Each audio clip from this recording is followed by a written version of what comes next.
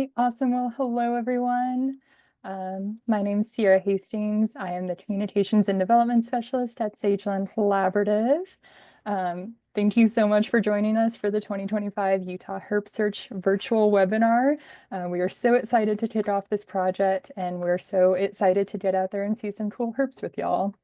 We're going to give it just a little minute for a few more folks to come on through, but while we're waiting, I will introduce our amazing team that's presenting for y'all today. We have Mary Pendergast. She is the conservation ecologist at Sageland Collaborative. Thank you for being here, Mary. We have Alyssa Hoekstra. She is the native herpetology coordinator at the Utah Division of Wildlife Resources. And we have Megan Kepis. She is the herpetology professor at Utah Tech University. Thank you all so much for being here and for sharing your expertise. It is a joy to have you here. Yeah. Mary, I think if you want to go ahead or I guess I have some announcements. So this is a webinar, so your video and audio is off, so you can feel free to sit back and enjoy the training. We will have a 5-minute break in the middle, but otherwise we should wrap up around 7:30. The training is being recorded today, so if for whatever reason you need to step away, you can find this on our project page afterwards. Yeah, feel free to throw any questions in the Q&A at the bottom of your screen. One of us will get to those, or we will answer them live at the end. Otherwise, chat is enabled, so feel free to chat with us throughout the training. Yeah, on to you, Mary. Great. Thank you so much for the introduction, Sierra. If you want to jump to the next slide, we just wanted to start off with an acknowledgement that those of us based in the state of Utah live, work, and recreate on the ancestral and traditional lands of the Ute, Goshute, Paiute, and Shoshone, and offer this land acknowledgement to kind of just recognize Indigenous sovereignty, history, and experiences. And if we want to jump to the next slide, we also just want to take a moment to mention that at Sageland Collaborative, we're really striving to build more resilient habitats on the landscape, but also communities. And we do this by creating opportunities for everyone to get involved with wildlife and land conservation. And then on the next slide, we just wanted to take a moment in case you haven't seen this yet. And for all of our projects, at the beginning of each field season, we really encourage our volunteers and community scientists to fill out this start of season survey. So you can just grab that QR code. This helps us be more inclusive throughout all of our programmatic work. And if you haven't had a chance to do this yet, it would be great if you can just grab that code and do it at some point. It won't take very long. And then the next slide, we're just kind of introducing briefly, for those of you who don't know Sageland Collaborative, I really feel honored to work here as an ecologist. We focus on conservation, community, and people. And we do this through partnerships and collaboration and bringing objective science into on-the-ground action, like habitat restoration, for example, and by working with the entire community whenever possible. And then this next image kind of illustrates how at Sageland, we're often collaborating with academic and government partners to fill basic data gaps on things like where species are distributed and what the condition of those associated habitats are. And in some cases, the work really lends itself to engaging community scientists when we have survey protocols that can be standardized and provided in a form of like a public training like we're doing today. And this is definitely the case for some reptiles and amphibians and their habitats. So on the next slide, we are just so excited to share some background on the need for this work and about how to participate in what's the first field season of this project. You'll hear about other efforts leading up to the actual field work. This project's been going on for a while, but this is the first field season where we're opening up to volunteers. And this really is a community science powered program because you will be helping us put amphibian and reptile species on the map, especially for those species that are experiencing decline and are in conservation need. So this project, just as a reminder, is a partnership among Utah Division of Wildlife Resources, Utah Tech University, iNaturalist, and Sageland Collaborative. And with that, we have a word from our vital partner, Alyssa Hoekstra. Thanks, Mary. Hello, everyone. So I just wanted to do an overview of the way herps are distributed across Utah. Utah has 7 ecoregions that have contributed to the distribution of herpetofauna in the state. The Mojave Basin and Range ecoregion has the highest number of reptile species in the state, and this is largely due to having relatively warm temperatures, low elevation, and rich plant community.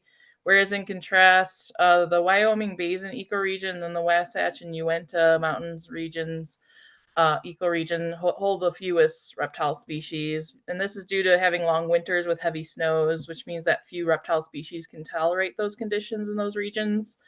The presence of amphibian species is highly influenced by the availability of breeding habitats. And for most of Utah's amphibian species, temporary pools of water are the ideal breeding habitat. The Colorado Plateaus and the Mojave Basin and Range have the most amphibian species in Utah.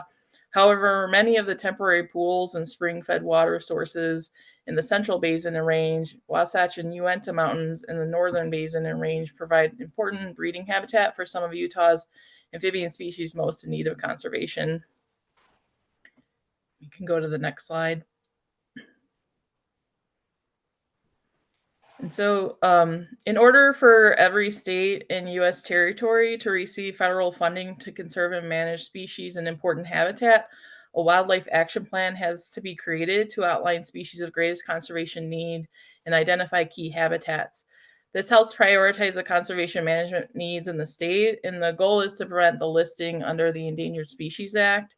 And we do have 68 species of herpetofauna in Utah, and of that, roughly 30% of them were listed as species of greatest conservation need in the 2015 and 2025 version. And so this is a list of the amphibians that were on the species of greatest conservation needs. This project is focusing field survey efforts primarily on the Columbia spotted frog, the northern leopard frog, and the western or boreal toad. The Columbia spotted frog, we don't really understand the current distribution in the state, and so this project will help facilitate that. And a lot of their populations have suffered drastic declines in both abundance and distribution as a result of fragmentation and destruction of habitat, particularly along the Wasatch Front. And populations are considered to be threatened due to those issues. The northern leopard frog is widely distributed in the U.S. However, on the western side of the range, a lot of those populations are experiencing heavy declines. And in fact, to the point where Utah's neighboring states have actually relied on northern leopard frogs collected in Utah for their reintroductions. And the last time that any directed surveys occurred for the northern leopard frog was not since 2006. So it's incredibly important for this project for people to also recognize those species and record them. For the final amphibian species highlighted is the western or the boreal toad. It's due to having greatly reduced abundance and distribution in the state, and populations have disappeared from many areas of its historically known occurrence in Utah.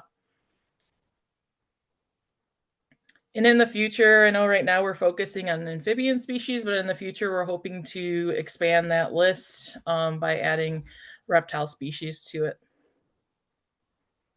So herpetofauna has its data collection and conservation have their own challenges.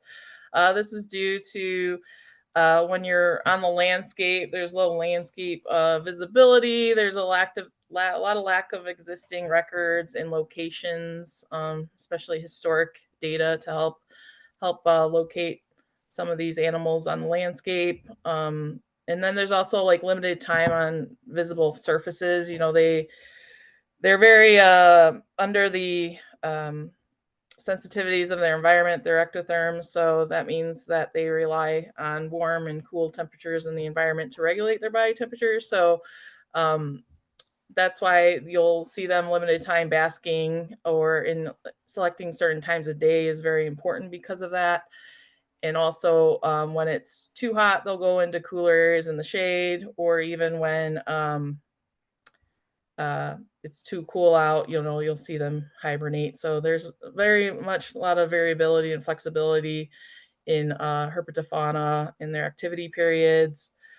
Usually it requires a lot of search time because of the restraints that they have due to temperature, or even if it's also a species of greatest conservation need, there might be fewer of them on the landscape, which also makes it difficult, and you often have to search a lot of times for them with very little output in terms of finding individuals.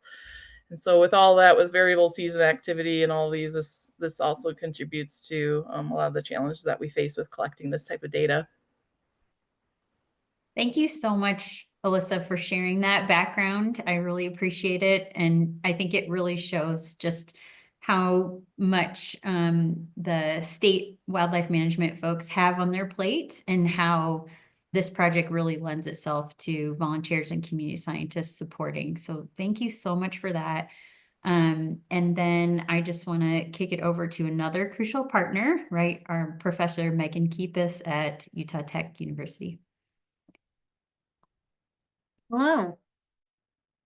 I'm Dr. Kepis. I'm a herpetologist at Utah Tech University, and I study many of the herpetological species that live down here. So when Alyssa was talking about the little chunk of Mojave Desert that we have here in Utah, I live quite close to that area, and so I'm able to study herps that live down in the hottest part, and then in those boundaries as we go up toward being a little colder.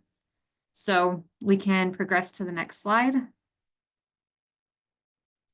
What I want to show here is that we have so many herpetological records that have come from iNaturalist and HerpMapper, and that's just from general observations over the years. So this is without any directed effort to actually document any particular species. So we've covered a lot of the state, but you can see that areas of the state that don't have major cities are still pretty blank. So we have some spottiness here.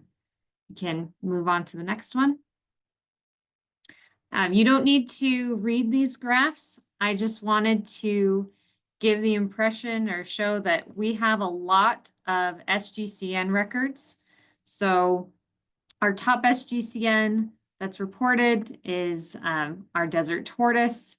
Hikers see these out in the St. George area, but we have quite a few SGCNs that have pretty good counts, but then we really get down to just a few records when we get to those species toward the bottom of the graph.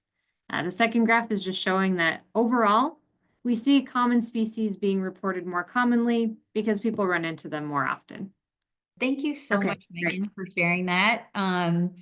Yeah, I guess I just want to say, without Megan and her students QA, QCing, and vetting these community science data, we wouldn't be able to integrate so seamlessly into a database that our state biologists like Alyssa are using to kind of inform management. And so with that, I'll just kind of, in summary, describe our goals. So we really want to add these species locations, particularly for reptiles and amphibians in decline, to databases that the managers can access easily.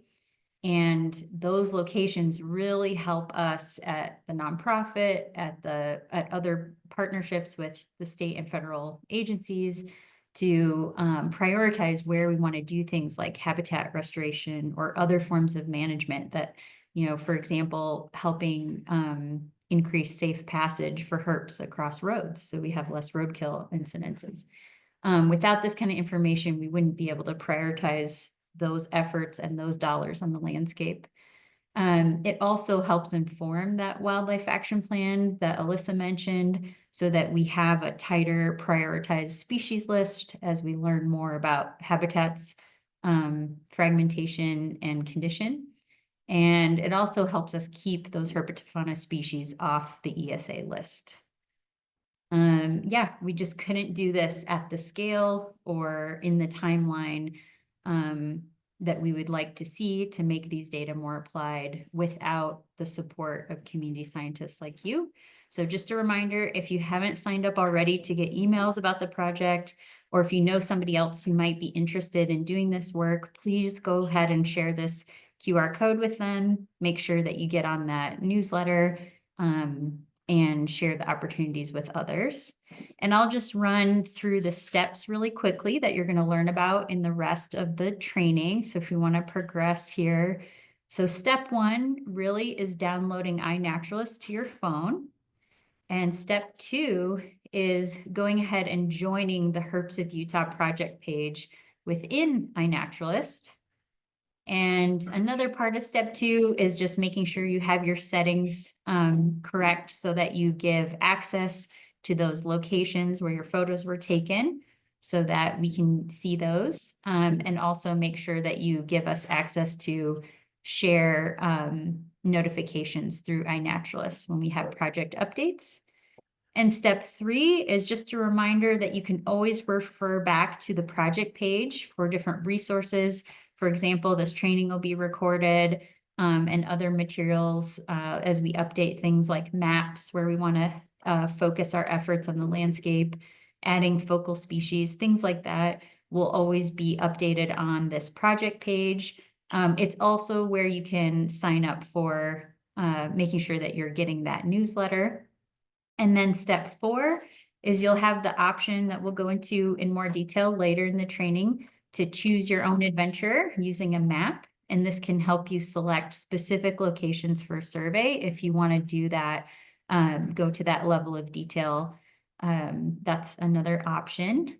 And then finally, you'll receive email reminders about filling out a quick survey, or what we'll be calling the field journal, each month, or maybe a little more frequently. So you can let us know about your experiences and what habitats you visited, or where you looked for herps along hikes or during your day-to-day recreation activities. And this information is going to be super helpful for our project objectives, making sure we capture how much time people are spending volunteering, as well as what habitats they've looked at, if there might be promising breeding habitats and ponds that we're not aware of, how easy these areas are to access and things like that. So I really want to emphasize filling out this field log every so often, even if you haven't seen any herps, is super valuable because it gives us information on making the project even better. And zero data or no observation is still really helpful for us to understand better what habitats and conditions the reptiles and amphibians are using. And so with that, we're going to go ahead and shift into taking photos of herps. So you'll probably hear me just using herps from now on to expedite this. And just a reminder, right, we have just under 70 recognized herp species in Utah. So we are interested in information in any of the snakes, lizard, tortoise, frogs, toads, even our one salamander. So we're asking that anytime you see a reptile or amphibian that you take a photo, or in this case, in the case of frogs, which we'll talk in more detail, if you hear them, even if you don't see them, taking an audio recording. And so next we have some guidance on specifically taking photos of some of these different taxa. So for frogs and toads, we really recommend approaching them slowly and getting a picture without handling them. So your best images are actually not in a hand after catching them, but as you approach them at a distance. And as is the case with frogs and toads, often they're very cryptic and they'll disappear on you as soon as you look away to grab your phone or your camera. So what we recommend is as soon as you get eyes on them, even if you don't think it's going to be a great photo, take a picture at a distance, and then you can keep getting closer, closer, closer. But oftentimes if you're at like the water edge, they'll disappear into the water. Or in the case of toads, sometimes they disappear into the vegetation and you miss your chance. So don't try to catch them first. Get that picture, even if it's not the best image, before approaching. So we really encourage folks to take those images on whatever substrate that you find those frogs and toads on, rather than handling. With that, the next slide, we're just kind of describing the value of getting not only a dorsal view, or the top or the side view, because it allows you to get a better ID for frogs and toads, but just noting, if you are out there and if you happen to have gloves with you, this is for the toad and frogs protection, you can go ahead and handle them carefully.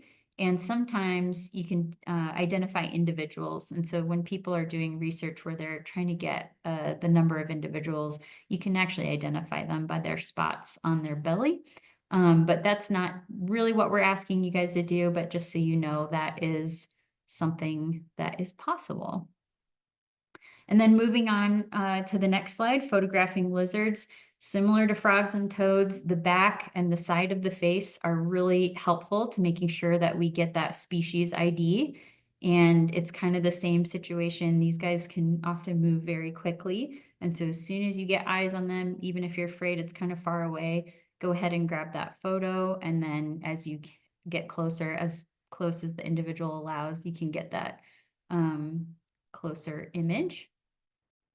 And then moving on to snakes. Snakes are a different story, right? We really want to make sure that we're giving snakes plenty of space. And so it is really nice to get the back of the snake. The side of the face is amazing, because then you can actually count scales. In some cases, you need to do that to get a species identification.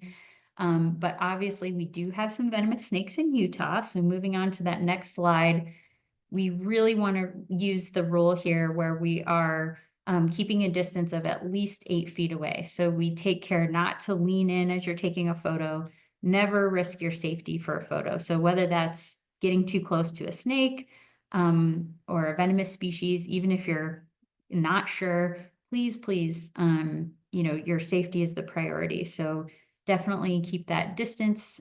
Even if you think you're a ways away, if you can't see the whole length of the snake, you don't really know what that striking distance is. So we really recommend keeping that 8-foot distance, and also being really careful not to lean into holes or put your hand into any holes. Please don't take any risks to get a photo. Moving on to the next slide, we just have to call this out on all of our projects, whether we're building beaver dams or counting bumblebees or identifying plants, whatever it is. The biggest risks that we see, or the biggest problems that we see in terms of safety, really are just slips, trips, and falls. Especially when you're walking around a wetland or a pond, there's often things like hidden logs, or the bank is kind of eroded and you could kind of slide right into the water. I also have this image of one of our colleagues taking a picture really close of some vegetation. One of the things I've seen people do, and I've done myself, is as I'm leaning in close to get an image, I'm looking at what I'm taking a picture of, and I lean into like a branch or something, so you can like poke yourself in the eye. That's a super common one when people are taking pictures, especially up close, of things in nature. So just watch out for those silly things. Those are the most common injuries we encounter. And then on the next slide, I mentioned this briefly, but we really, again, are encouraging folks just to take pictures without handling reptiles and amphibians. And especially in the case of amphibians, this is really for their safety. The native amphibians in Utah and in the Intermountain West are getting a disease, a bacteria called chytrid fungus, actually. And oftentimes it can be spread really easily from one individual to the next. And so what we're trying to do here is protect them and make sure we're not handling an infected amphibian and then passing it on to another one. This chytrid fungus is not harmful to humans in any way, but it can be deadly to amphibians. So the gloves are always a good idea. It's really more for their protection, even from oils and sunscreen and things like that that can be on our hands. And now we're going to shift into, once you've taken some images, if you have a visual ID on a amphibian or reptile, how you can make those observations within iNaturalist. And hopefully, I'm hoping this link works for you, Sierra, and can play that video. We're gonna try it. Okay.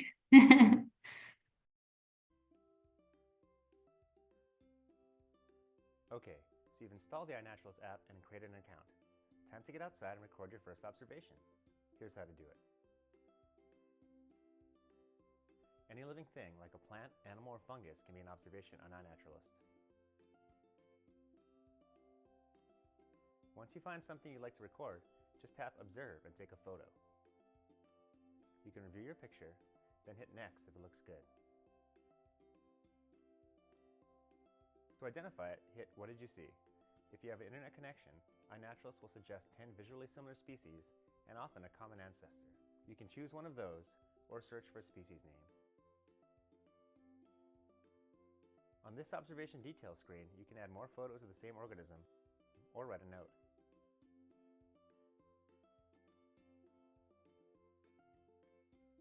The date, time, and location have been automatically added. You can also change the geoprivacy of the observation,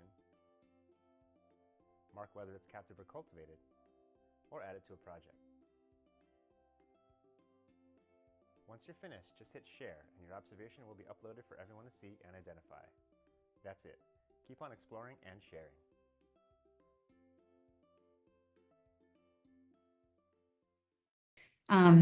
One thing I'll say is that you can take pictures within iNaturalist. You can take pictures just with whatever app you normally take pictures with your phone.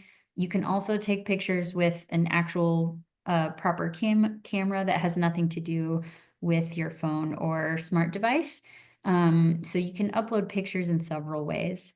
Oftentimes it's nice to go ahead and be able to edit a photo, and then you can upload it and still kind of make that observation so that you have a geo reference. So there's also videos on that, adding photos from different devices.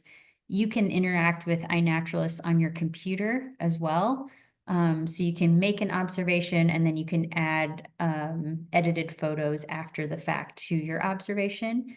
And then if we go to the next slide, this is something I touched on earlier, but we really want to make a point of. Once you have joined the iNaturalist Herps of Utah project page, there's a little settings button under your membership.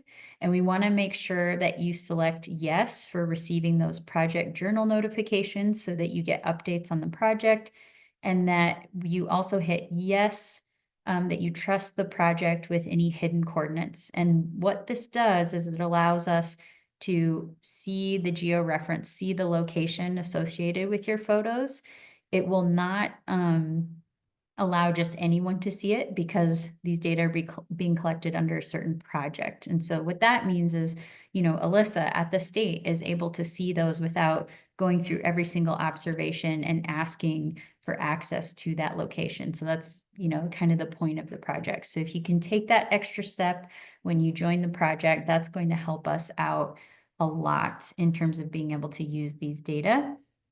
And then if you want to go to the next slide here for adding acoustic observations. So sometimes it can be really difficult to navigate wetlands and get eyes on frogs because they're sometimes very small, or again, they're cryptic and hidden by the vegetation around them. But luckily, many of the frog species will make calls, especially if you're out there during mating season. And each species has their own unique way of communicating, which means that we can identify them by species without needing to see them, as long as we have that recording, similar to a bird species that has a unique call.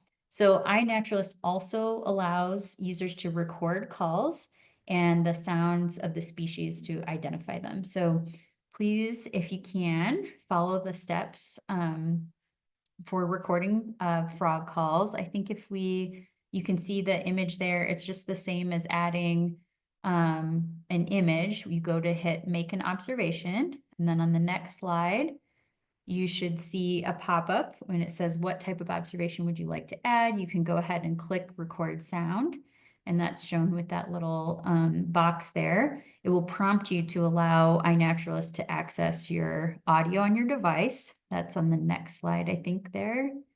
So you should be able to see a black screen with a red recording button at the bottom. You can go ahead and press that button when you're ready to record. So once you're hearing the frogs calling again, and then just press stop when you feel like you've got enough calls. I usually think like if you've got 10 repeated calls, that's like plenty probably to make an identification. And there are times when you have to practice some patience capturing frog calls. I'm guessing anybody who's been out in the world where there's frogs, you've had this experience where you're like hearing the frog, trying to get closer and closer to get eyes on the frog. And then the closer you get, the quieter they get, right? And so sometimes you may be like, oh, I'm trying to get closer, maybe I can get eyes on it, and then no more calls and you can't find them, right? So that's when you want to maybe back off, just kind of back up. And then the further you get away, the more likely they're going to start calling again. So you may just need to do a little bit of sitting and waiting if that happens, if they go quiet on you right as you're ready to record. So yeah, they don't always cooperate with the timing. It may take several attempts before you capture that repeat call. So this final portion is focused on one of our SGCN species, the species of greatest conservation need because of declines, and that is the Columbia spotted frog. And that's really the kind of focal species for 2025 because we're particularly interested in understanding its distribution better in Utah. And then if you look at the image on the next slide, we can just a little background here on its distribution. So here you can see at the continental scale, you'll notice Utah in this map provided by NatureServe indicates that the populations are imperiled in our state. And then if you go to the next slide, in Utah, you can see Columbia spotted frog is only in 3 really disjunct areas in the West Desert, Deep Creek Range, Snake Valley, Tule Valley, and portions of the Wasatch Front. And although the West Desert population appears to be pretty stable, the Wasatch Front population has suffered some pretty drastic reduction, both in population abundance and its distribution, likely as a result of habitat fragmentation and destruction. So both of these populations are actually considered to be threatened. A new population was actually discovered just last year in the central region, which is really exciting and just shows, how much we still don't know about their distribution and how many populations we may have if we get out there with the community science work. Will hopefully help us have that better understanding of where populations are doing well, what the habitat conditions are, and how we can manage those spaces or improve those habitats. So speaking of maps, on the next slide, you're going to be able to look at the Columbia spotted frog a little more deeply should you wish to, and use our Choose Your Own Adventure herp map. Our regional biologists at the state and partners have put a lot of effort into this. They've identified areas in Utah where we think we have suitable habitat for Columbia spotted frog, which is represented by blue grid cells on the map. And there are little circles as well that will give a little more detail on parking, and they're just a little more easy access sites. And eventually we'll be adding other species to this map, like western toad and northern leopard frog that you've heard about. If you look at the next slide, you can see I've just gone in and circled a couple areas at this scale that are a little challenging to see. So you can see those swaths of blue polygons in northern and central Utah, but out there in the West Desert, we also have some scattered sites that we think might be good places for Columbia spotted frog. So we really have a little bit of something for every experience and level of accessibility. Lots of those locations in the central Wasatch and northern parts of the state can be accessed by road, or there's well-known hiking trails for you to park. But we also have those scattered locations that are more remote for people who may want to go camping and do a little more strenuous survey work. So there's a little something for everybody. If you take a look at the next slide, I'm just going to show you how to get to this map. If you're interested in going deeper into this project beyond just logging reptiles and amphibians that you see while you're hiking and working or spending time outdoors, this is kind of a little more focused effort. So if you go to the HerpSearch project page that Sageland hosts on our website, you can scroll down, and then that next slide shows you what will pop up. So there's a map towards the bottom of the page and a little bit of guidance here on how to use that map. So in the next slide, you can see that you're going to be able to zoom in to some of these blue grid cells. And I just want to point out that these cells just represent potentially suitable habitat for these species of conservation need. And so the way you use this map is you can look at a grid cell, you can find a place that's just convenient to you, or you can look for a place that you want to go camping that's maybe a little further afield for you. We really ask that when you do this, you head out with at least one other person. It's always a good idea to have a survey buddy. And then we're really interested in learning about the habitat the habitat conditions in these areas. And whether you see amphibians and reptiles or not, whether you see Columbia spotted frog or not, we really want to know that you actually went out to some of these places. It's helping us in some ways finding a needle in the haystack. And that's why having that community science support is so valuable. And I'll mention how to log that information, even if you don't observe something, and put it in iNaturalist in a moment.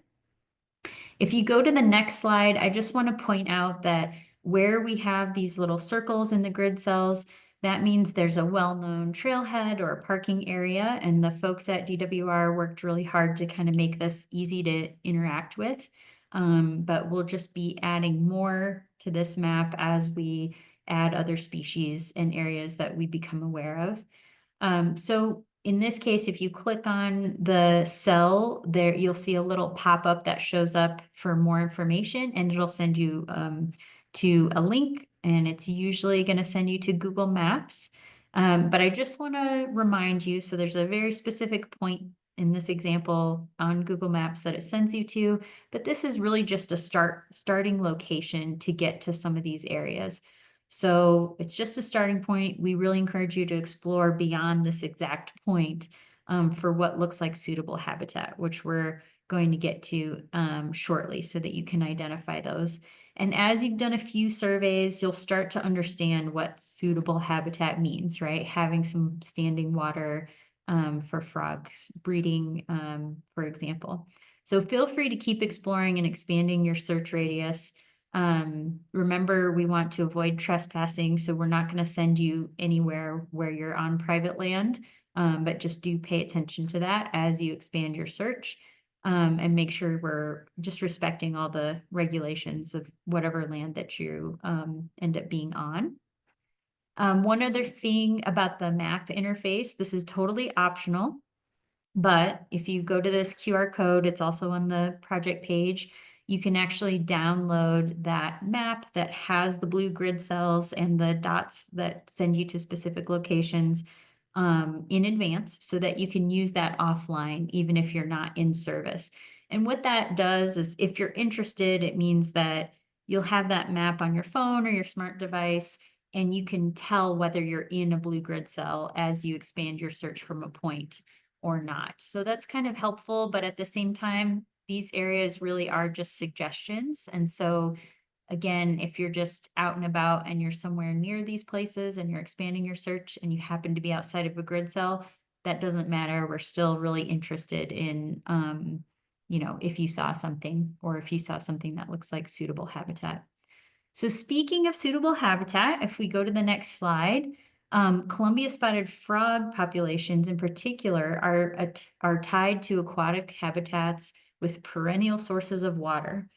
And breeding can occur on and off between one year to the next in small pools and ponds. And typically these breeding sites have little or no current, and they're surrounded by dense vegetation. Sometimes floating mats of vegetation are present.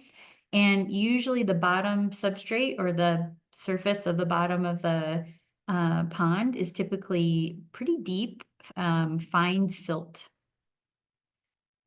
Sometimes you'll see vegetation like stonewort or chara, which I'll try to point out, that can form like a complete mat covering the bottom of the pond, and that makes it really easy to, as an amphibian, to hide from predators.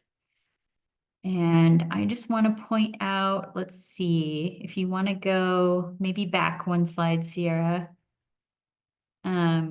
So at a distance, the image on the left, you might not even notice that there's a ton of water. So let's say you pull up your car to a parking area or a trailhead and you look out and you're like, well, I don't know if this is suitable habitat, especially if you don't see, maybe Sierra, you can use your cursor. Like if you don't see that little strip of water, it just might look like vegetation, right? So we encourage you to, kind of look around and be like, oh, okay, this is actually a wetland. And even if there's inches of standing water, that could be good breeding for Columbia spotted frog.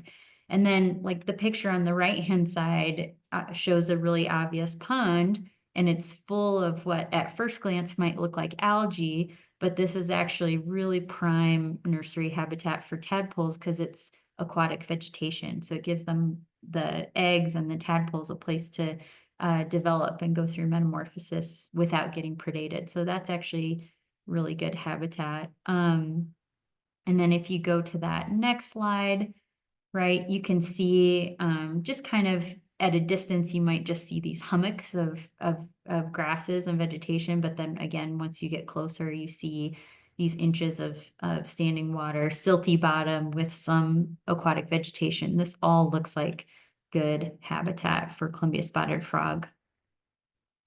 If you want to go, to the next image, you can see some more examples of Columbia spotted frog up close, kind of hiding in the vegetation. These are some great images by one of our regional biologists, Caitlin Purrington. We really appreciate these great photos. So you can see how easily these amphibians can hide. And so you want to kind of walk the edge of the pond or the stream or wherever you might be and take a closer look. And in terms of looking and identifying individuals, we are really interested in photos of any life stage. So it's really important to feel like you can be observant for everything from eggs, tadpoles, juveniles to adults. And so with that, on the next slide, we have some images of Columbia spotted frog eggs at different distances. So the image on your left is actually loads of Columbia spotted frog eggs, but you can tell at a distance that really just looks like silt or mud. Until you get closer, you might be able to see, oh, those are some distinct closer clusters of eggs. And as you get closer still, you can see the different egg clusters and even individual eggs with varying degrees of development of tadpoles within the eggs, right? And so this is just to point out, even the eggs are super cryptic, right? Especially with that silty bottom. On the next slide, you can see an image on the left of a really well-developed tadpole. Sometimes these tadpoles, when they're at this stage, get misidentified as bullfrog tadpoles. And so it's, in iNaturalist, it's really okay if you see a tadpole and you don't know what it is. Go ahead and take the picture and we'll make sure that gets vetted and make that observation. You can put Columbia spotted frog as an ID and we can make sure to get that vetted for you. So hopefully that was something you noticed in the iNaturalist. If you don't know what it is, iNaturalist will suggest a species based on where you are.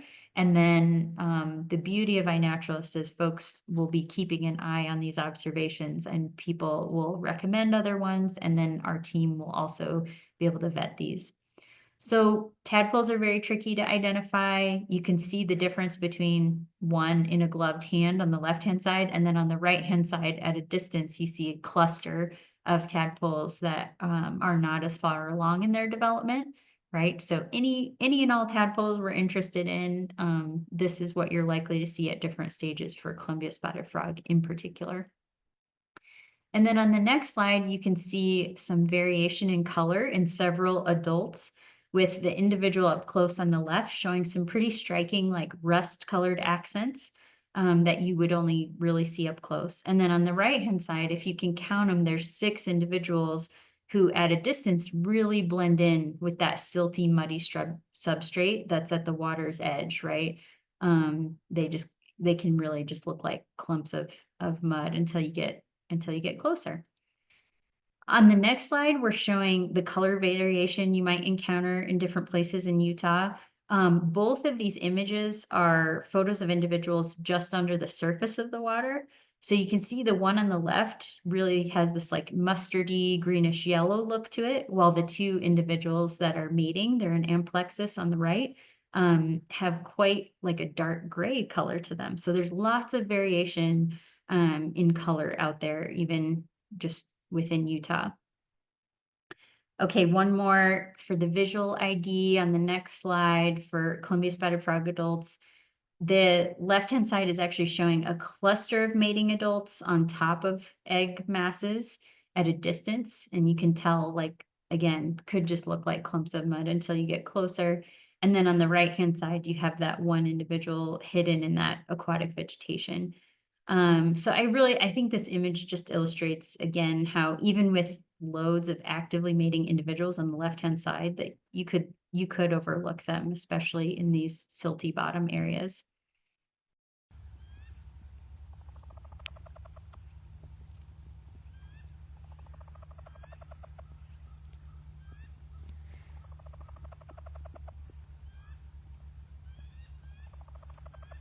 If you query Columbia spotted frog calls, there's one in particular that the University of Utah has posted, and it's actually an individual in Idaho for whatever reason. But it's basically a consecutive clucking sound. It would be great if you gave a listen to that beforehand. We actually have a link to that on the project page separately. So there's a learn more about Columbia spotted frog on the project page, and you can click and listen to that auditory call. And it's also within the iNaturalist, you can also hear recordings that people have made that have had that vetted identification for Columbia spotted frog. So it is great to, when you're out there, to actually know like, oh, that's for sure Columbia spotted frog call. But any frog call, we're interested in that recording. So you don't have to be an expert in identifying a species to contribute to the project. Really, if you see any amphibian or reptile, or if you hear an amphibian, we're interested in those data. And it's okay if you don't have an ID, we still want that observation logged in iNaturalist, and we'll, along with the community, get that identification. So wrapping up here, I just want to go through some frequently asked questions. So the first is, who can participate? Anyone can participate in this project. The way to do that, if you want to send friends or family or colleagues to this, is to just share the Sageland Collaborative HerpSearch project page. We'll have the QR code again to just sign up to get the newsletter, which means you'll get emails roughly once a month about the project and how you can participate. So please share that so anyone can participate.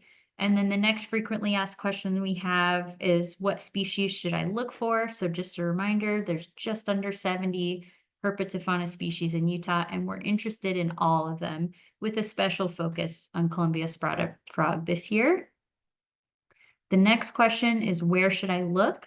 So anywhere you're working, hiking, recreating, and again, any of Utah's reptile and amphibian species we're interested in. Any aquatic habitats in particular, especially at not like super high elevations. Columbia spotted frog can be pretty low elevation, and I'm trying to think, I think their cutoff is more like 7,000 feet, or maybe they can be a little higher even.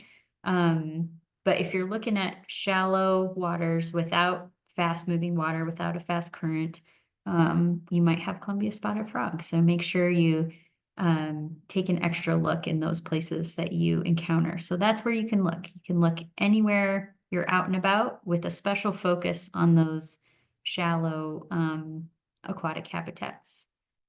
And then next frequently asked question is, where do I make my observations? And that is through the iNaturalist application, and specifically by joining the Herps of Utah project and making sure that you change those settings so that you get our newsletter and blog updates, and making sure that we can access your locations associated with those photos. Finally, we have when do I fill out the field log? And so I mentioned before that we're very interested in any effort you made to look for amphibians and reptiles. So if you go out hiking in the Wasatch Front, or you know you're going to be spending some time in the West Desert, and you're just keeping your eye out for any snakes, lizards, amphibians that you might see, we want to know about that. And if you happen to take pictures, this survey has an option to add those pictures. But just letting us know, like, how easy was it to access? What did the habitat look like? Did you see anything? And log it in iNaturalist. The log does not take very long to complete, but it's really valuable to us because it helps us know what level of effort is being made, even if you didn't see an amphibian or reptile. So you'll get a reminder about the field log through our newsletters, and we'll also make sure we have a link to that on the project page. So you can fill that out anytime, but we'll also have a monthly-ish reminder. And then finally, what are my observations contributing to? This image is kind of an adaptive management image. So what I mean by that is the way that you kind of are responsive to what's going on in the landscape as a conservation ecologist or somebody working in conservation planning is you collect that information, you collect those data on the current condition, where species are now, what their current habitat is, and that allows you to prioritize where you might do habitat restoration, right?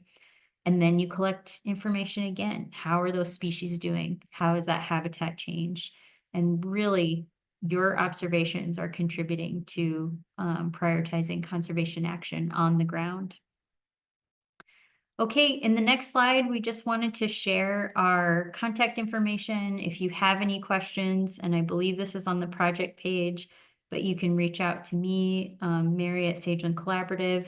I think if you have some really specific questions, especially on some of our species in decline, Alyssa has offered her email up as well at the state, which is awesome.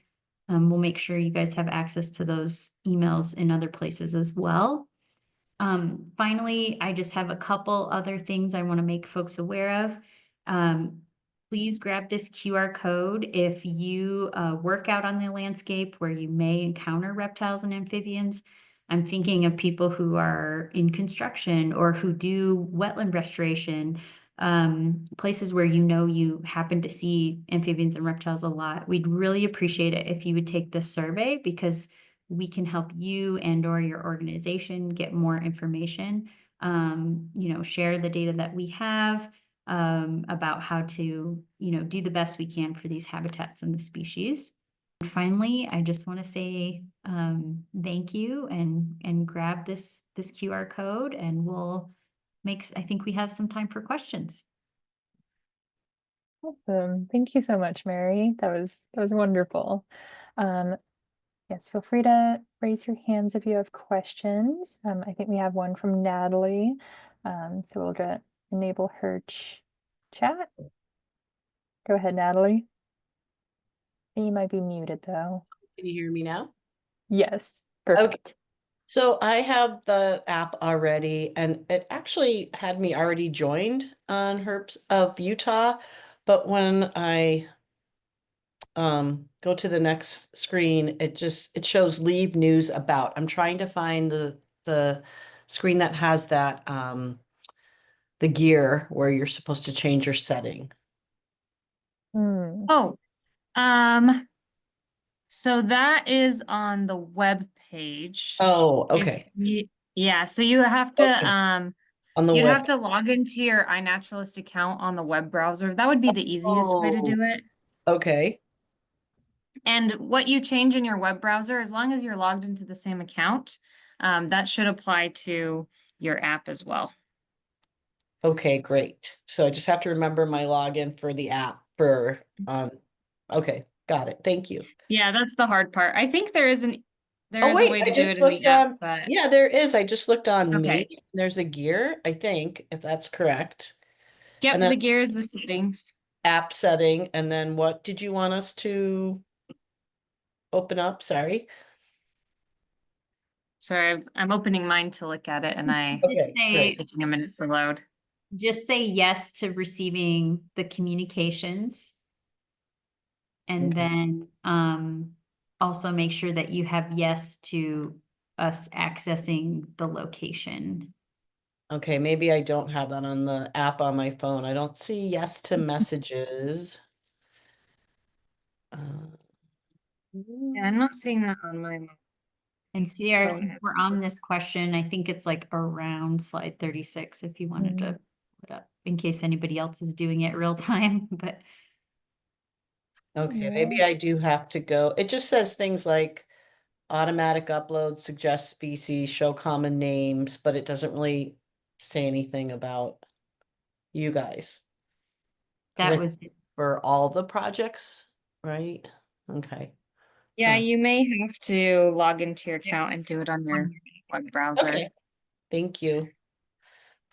We did have another question kind of along those lines. So Mary, do you mind if I address that before I please, hop off? please, yeah. Okay.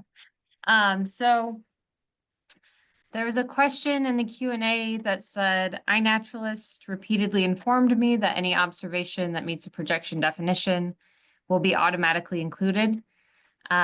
So that is a bit of jargon. I'll just give the quick, easy explanation.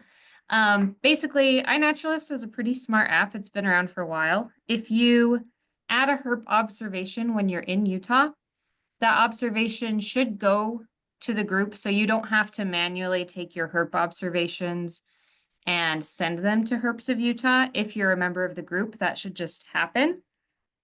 The real utility is in letting us, the researchers, see precise coordinates. When you're public records, you may not want to show that. So if you are a member of the group and you take a picture of a frog or a snake and you post that, it should come to the Herps of Utah group without you having to manually move that record. Does that make sense? Awesome. Well, I have to hop off, but thank you again, everyone that was a part of this webinar. And my email is included, so if you have any specific or technical questions about iNat or how the data is used, feel free to reach out to me. Thanks, Megan. Thank you, Megan. Thanks. Thanks. Awesome. We did have another question from Natalie that we addressed in the chat, but I think it was a really, really great question, so I'll read it for everyone. And she was just asking if you take a photo of a herp species while you're out in the field, but you don't have signal, are you able to enter that observation later? So Mary or Alyssa, do you want to address that? Yeah, I can address that. So when you're out in the field, I think the important thing is to get the accurate GPS coordinates, which even if your phone is out of service or on airplane mode, it should still be able to capture that GPS data for you. And then when you're in a time of service, you can update and continue filling that information out and get it into iNaturalist. So as long as the GPS coordinates, you capture those at the site, because sometimes people will go home and it will log the one when you're at your house, and that would be inaccurate. So just make sure that the GPS coordinates are being captured in the app when you're out in the field. Awesome. Thank you, Alyssa. I know at least for iOS or Apple phones, you are able to enable like metadata on your photos. So you can turn that on, and that's really helpful for me. I take a bunch of photos of species when I'm out and about, and then I'll just upload them all later. So when you do that, it takes the metadata from your photo and just automatically adds that to your iNaturalist observation. So you don't even have to remember where you were exactly. Yeah, great question, Natalie. Do we have any other questions? Yeah, we've got some really good ones in the Q&A.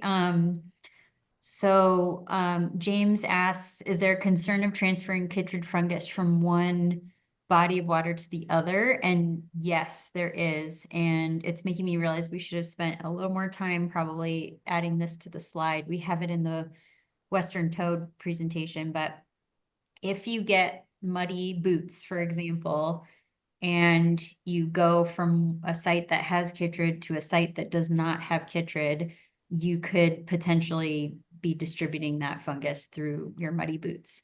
And so, you know, within the course of a day, if you're walking, I don't think you necessarily need to be cleaning your boots, but from one site that you've maybe driven to the other, you want to clean your footwear. And there's actual, the term they use is quat spray. And so you can actually like, it's the material that people actually use to clean their pools and hot tubs, basically. You could personally get some of that and like a scrub brush and just reserve it for your boots if they happen to get pretty muddy. The other thing you can do is just wash them and scrub them off so there's not any visible dirt, and then leave your boots out in the sun between, you know, let's say one weekend to the next, and that should be sufficient. But that's really a really good question. We definitely don't want to be spreading it, and you won't necessarily know if you're in a place that has chytrid or not. So that is a good measure to take if you're out, you know, every weekend in different places, for example. So I will definitely add some information about that. And then Marianne, thank you for participating. She also asked, what time of year would we expect to see Columbia spotted frog eggs, tadpoles, and adults? And Alyssa, correct me if I'm wrong, but I feel like Columbia spotted frog are the type to start mating basically as soon as like the snow and ice are receding from the water. And so that means that you could start seeing egg masses now, basically, depending on if you're at lower elevations. I've even read that sometimes there's like multiple batches. So sometimes we're surprised, like we think like egg and tadpole time is over, we're starting to see metamorphs, and then there's another batch. So Alyssa, chime in if you want to share anything else about timing. Yeah, so probably starting now. Sometimes it really depends on temperature in the snow. So even last year they were finding eggs in February, which is really, really early. But again, we've had some weird weather lately, so it could always be earlier, but March, April are ideal times to go, at least finding eggs. And then usually by July, you'll start seeing the tadpoles hatch from those eggs, and then they'll metamorphose in late fall, or sometimes they can even overwinter as a tadpole. But yeah, those are usually like the life stages you'll see in a metamorph is basically like a miniature version. It's a juvenile stage of the frog, and so it's like a miniature version of what you'd see as an adult. So we call them metamorphs when they transform from tadpole to a little froglet is the other term that's used, which is pretty cute. But yeah, so that's what you'll see, and you'll see adults too around the mating time with the eggs. You'll see sometimes them in grab, like the males grabbing the females. Sometimes you'll see big mating balls of them too. Unfortunately, sometimes the males will cling to the one female, and that poor female is struggling. But so you can see a lot of variety of reproductive behavior going on, and even calling, especially, you know, at night. I think it's like 30 minutes after sunset, which I wouldn't recommend going out into areas where you're uncomfortable at night. It's just, you know, some information to know. That's when you're going to hear them calling, usually about 30 minutes after it sunsets, until I think, I forget what the ending time is, but yeah, that's usually when you'll start hearing them. And some of the, I know Mary mentioned, they kind of have like a little chuckle sound, but some people also describe them as sounding like they're knocking, like a knock on wood kind of sound as well. So definitely check out that a video hearing their calls, because that will be very helpful in locating them too, especially if you're hitting that kind of twilight hour and you're still out in the field or out hiking, or even at a campsite, you could hear them. So, you know, whatever you're doing that maybe has you overlapping when they're out there calling. Yeah. I also wanted to add something with the chytrid. household bleach is also known to be, that's a little bit easier accessible for people. So there's a certain percent, I think it's like 10% bleach mixture, but we could share a video. It talks about ranavirus, which is also another concern, but the disinfection for both is the same. So there's a really great video we can share with you on that to help you kind of understand the severity of passing on disease. And it's not just amphibians. I mean, fish also have diseases that we don't want to pass through, reptiles as well. So it's a good to keep that on your mind. And I appreciate that question and calling attention to it, because disease is one of the number one reasons these guys are in decline as well, along with the habitat loss. So.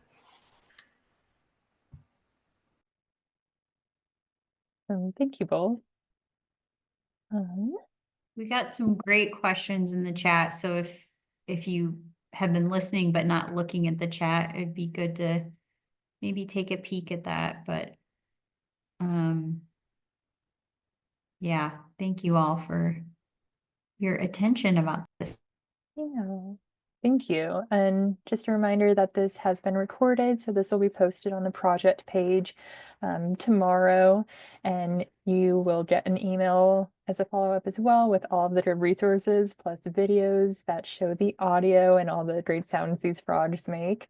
Yeah, unless we have any last minute lingering questions, I think we can wrap it up. But thank you all so much again for joining us. Thanks, everybody. Yeah, thank you, everyone.